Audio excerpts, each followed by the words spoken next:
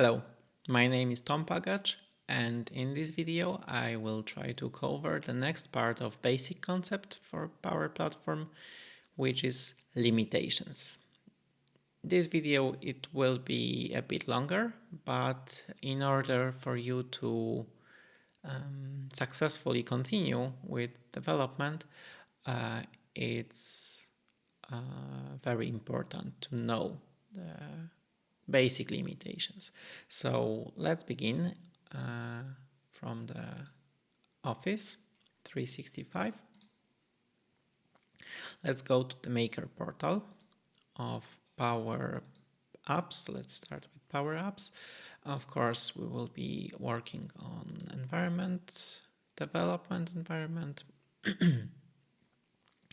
And because this is the test, we don't need to create solution for such. So let's start from documentation. Here you can grab the QR code for this site. System requirements, limits and configuration values for Power Apps. So you can read about supported platforms, supported browsers. I'm using Microsoft Edge. It's very convenient. I highly recommend you to use this browser. Then supported operating systems, request limits, IP addresses, required services. So in order for Power Apps to work smoothly, your network cannot block any of these required services, because if it will block any of these required services, you can expect disturbances in the work of this tool. So embedding limits, proxies, data type size limits will be covering in the future. And for now, as you saw already, not so many limitations for Power Apps, but when we will go to see the limits of Power Automate, there is a much more to cover in here. So let's get straight to the point, because for Power Automate there is 3 performance profile, either low, medium or high. If you need a lot of executions, it means that you require high profile, so you need Power Automate per flow plan. So let's switch over to pricing section for Power Automate, and you can have license per user with attended RPA, and as well you can have license by flow. So in here we are referring to Power Automate per flow plan, which is in here. For the first purchase, you need to order at least 5 flows. So you need to multiply this price by 5, and then every consecutive flow you need to only add the price for the flow. It is of course per month. And what's the difference? The difference is that the high profile performance allow you to run 500,000 actions per flow.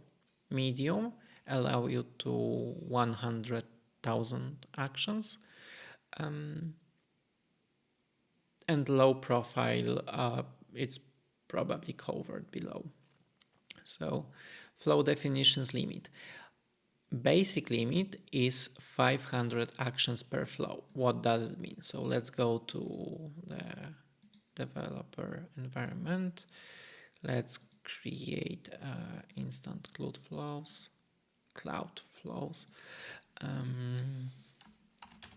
Test cloud instant workflow, manually triggered, create. So this one is trigger. So it must be at least one to save the workflow. And then you need actions. For example, compose action. And such actions, you can have maximum 500 per workflow. And then, for example, switch scope cases limit. So let's create a switch. Switch is in control. As you see, there are triggers. For control, there are no triggers and actions. So maximum limit of 500 actions. And then let's go to switch. For switch, you can have 25 cases. So the workflow can follow the branch on switch.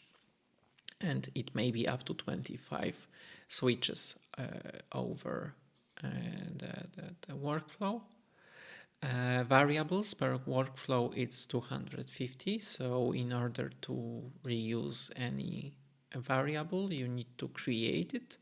So initialize variable. So in order to have, for example, string variable, text1,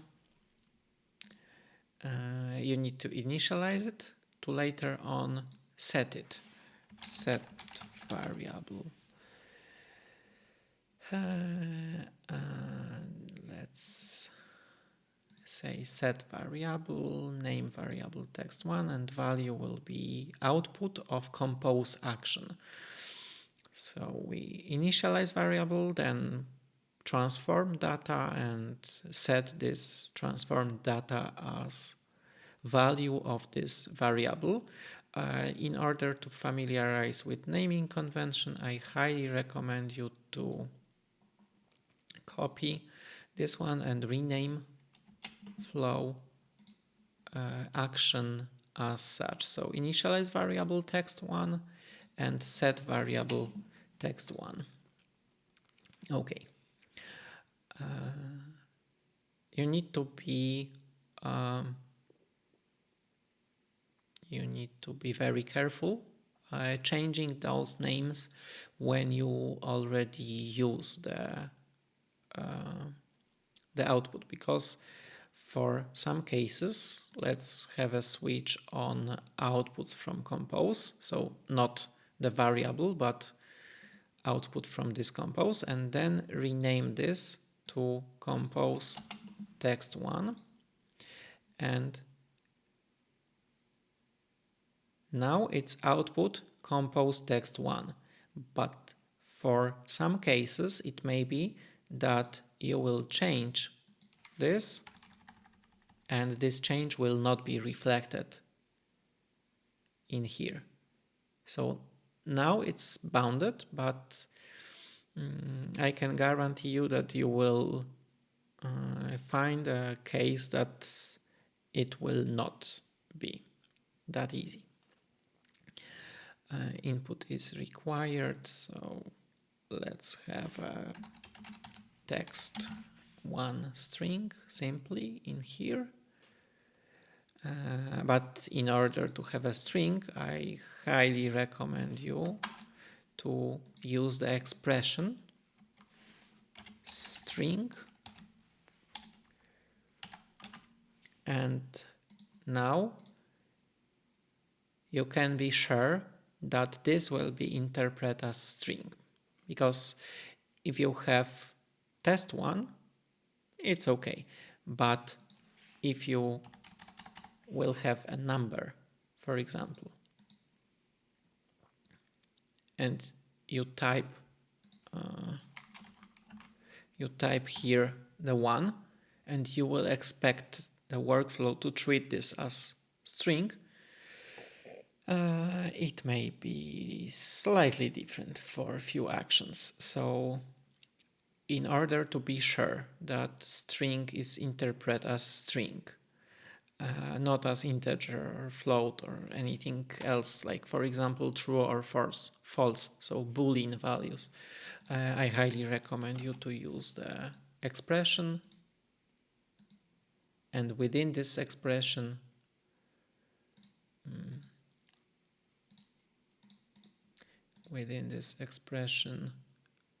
use the value. So if it's number or if it's boolean, and you want to treat it as string, just use string.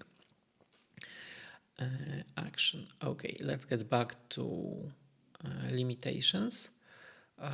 Variables, we cover it. Name for action, 80 characters. So I already showed you why the naming convention for actions it's necessary. So I highly recommend you to keep it clean. Not only for you, but as well for the fellow developers and your colleagues. It's easier to maintain it in the future simply.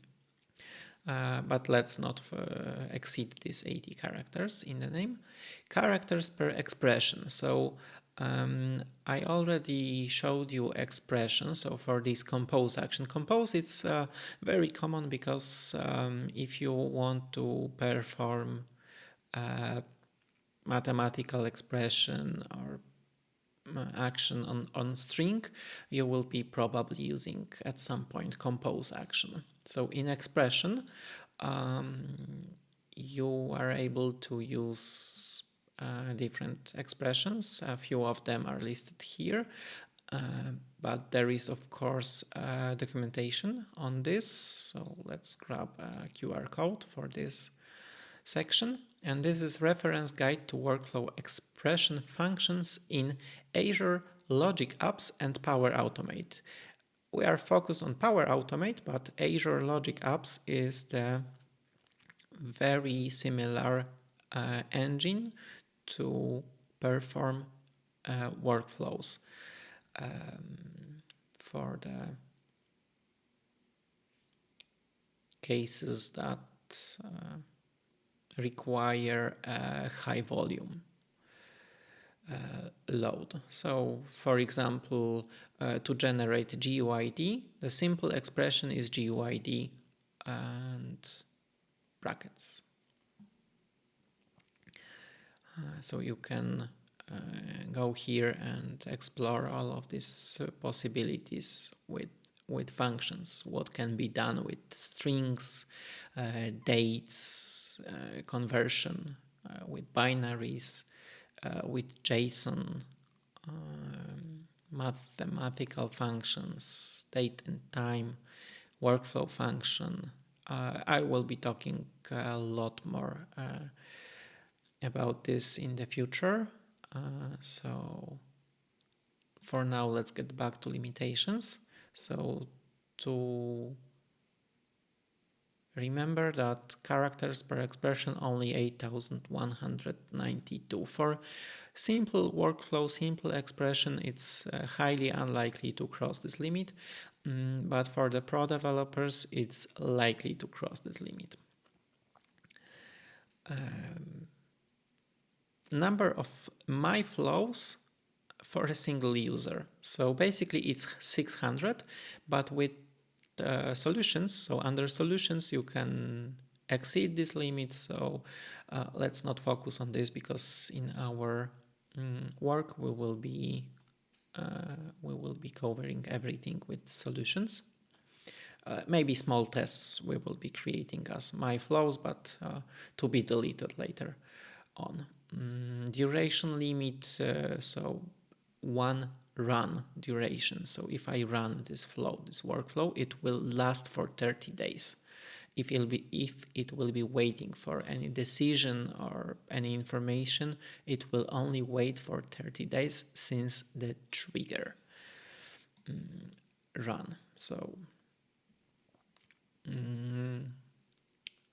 expiration limit, all of this, there is a lot of information, but basically what's mandatory that if you create a premium flow without premium licenses, for example, you have E3 license which comes only with the basic Power Automate functionalities, and you will add a step which is premium, and this premium will be, for example, Dataverse. Add a new row to Dataverse table. So this one is listed as premium. So the whole flow will be changed from standard to premium, and it will expire after 14 days if you will not be having the premium license for this. And as well, if you have Power Apps per user or per app, and you have created a flow which is not closely related to Power App, this will be turned off after 90 days. So as I told, a lot of information about concurrency, looping, debatching, limits. I highly recommend you to go through all of this information.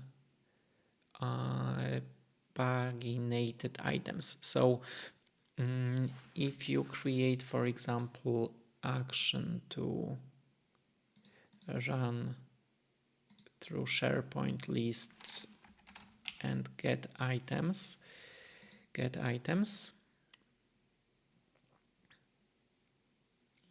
Okay, sign in to create a connection. So here in settings, under ellipses, these three dots, these are ellipses. This is called ellipses, and here you can reach the pagination information. So if something is listed, for example, SharePoint list or Dataverse database, and for one, there are only 100 items, by default 100 items, let's say it's loaded, you need to turn on pagination,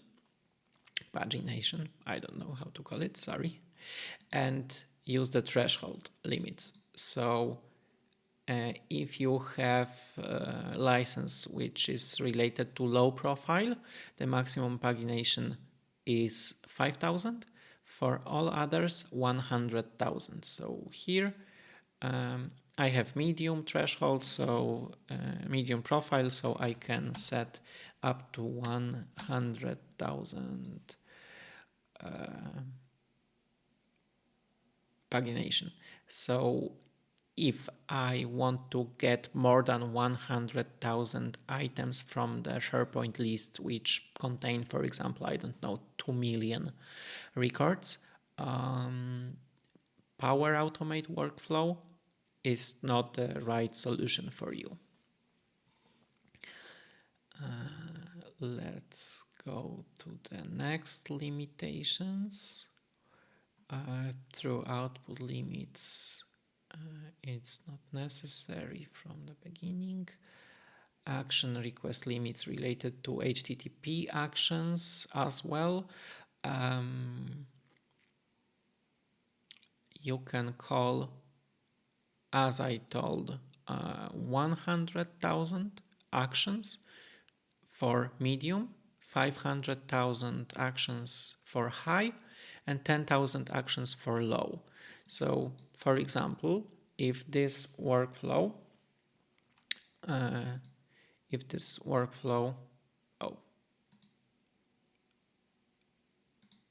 I deleted one, so let's have the test one, create and compose. It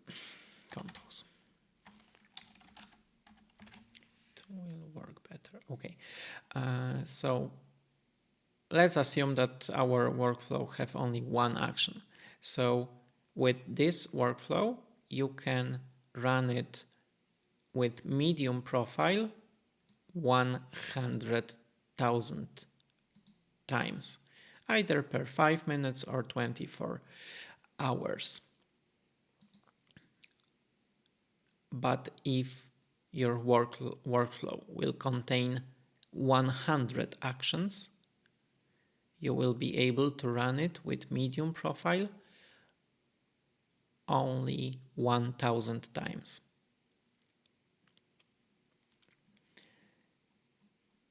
Concurrent outbound calls, it's 500 for load and 2500 for all others. Runtime endpoint request limits, if it is necessary.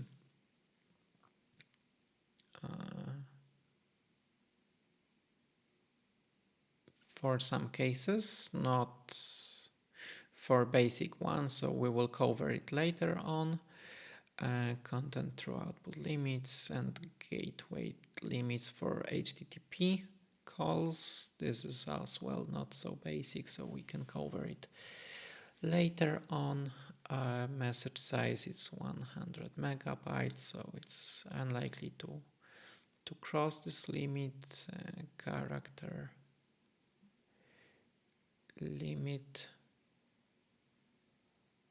expression evaluation limit. So above we had an information about expression that it's 8000, but it's only for expression. But if you want to evaluate something like concat string or base 64, or just create a string, the maximum character for this is 100,031,072. And request URL character limit,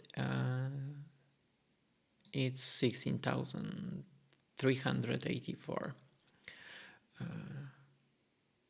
It's a big number, but in some cases it's possible to cross this threshold. So let's remember about these character limits for this. And what's more, IP addresses. This is also closely related to setup of Power Automate, because these IP addresses you need to whitelist in order to Power Automate to work smoothly. This is related to environment. My environment is in Europe, so either in North Europe or West Europe. So I need to whitelist all of these IP addresses in my network configuration in order for Power Automate to work. So I think that's all about the basic limitations of Power Apps and Power Automate.